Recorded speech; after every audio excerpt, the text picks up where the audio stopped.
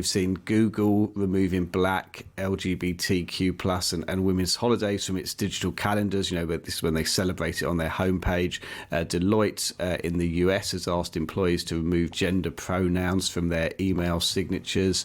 Let's get the business news. The Times business editor Richard Fletcher is here. Good morning. Good morning. There's news that Rachel Reeves might but only just hit her rules for running the economy. I mean, this is ahead of the spring statement, which is coming at the end of next month. What have we found out this morning?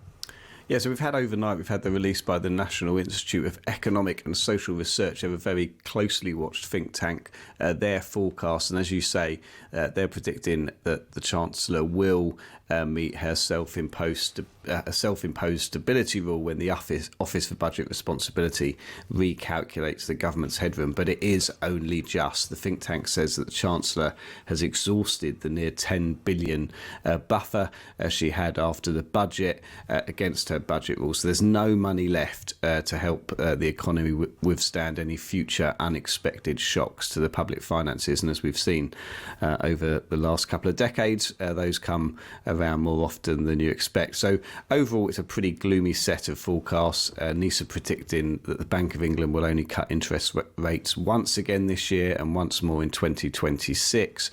Also expecting inflation to rise to 3.2% in the coming months before falling to 2.4% by the end of the year. The only bright spot is the think tank is a little bit more upbeat than the Bank of England about the economy growing, expecting 1.5% growth this year, which is double the Bank of England's forecast, and would actually make us not a bad performer in the G7, but it is the only bright spot in an otherwise gloomy set of forecasts. Yeah, and of course, a lot of things could change the outlook for the UK too over the coming months. Meanwhile, department stores are struggling. What might end up in their place?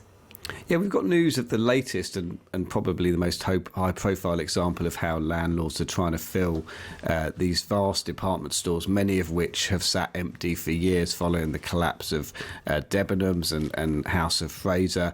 So Third Space, which is an upmarket gym apparently, popular with the likes of David Beckham, it's going to take 3 floors of the former House of Fraser department store on Oxford Street in London. I think it's been dubbed Britain's poshest gym chain, and it's part of a 100 million plus makeover of that former department store. I mean, we have seen some pretty innovative use of former department stores in Oxford. I believe there's a plan to turn the former Debenhams into a building full of labs. So basically, lab space very short in Oxford. So they're going to convert the department store into lab space. And you've obviously seen climbing walls and various other activities. But this is the latest example. Interesting. Donald Trump, he doesn't like diversity. We know that already. Are businesses, though, going to follow his lead? Yeah, absolutely. US businesses, as we've seen in recent weeks, pivoting.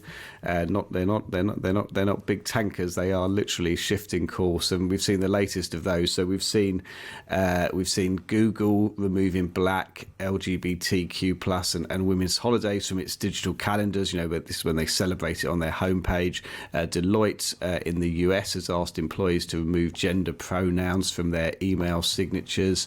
In general, we are seeing. I think they're describing this in a very PR way as sunsetting their diversity goals or their annual diversity events. It's an interesting move. Deloitte in the UK insisting that they're not making any changes. We obviously saw Accenture last week scrapping its global diversity and inclusion goals. We've seen a number of companies take these out of the sort of targets that they give senior executives. So it's a US business definitely shifting to be more in line with the president. Interesting. Thanks for that, Richard. That is Richard Fletcher, the Times business editor there. And you can read all about those stories and more in Richard's business newsletter. It drops into your inbox every morning if you sign up on your Times account. Another benefit of being a subscriber. I think the people need to take some responsibility for overreach here. There's clearly a need for greater diversity and inclusion. But what's happened is people have got stupid and they've talked about stuff that is palpably silly.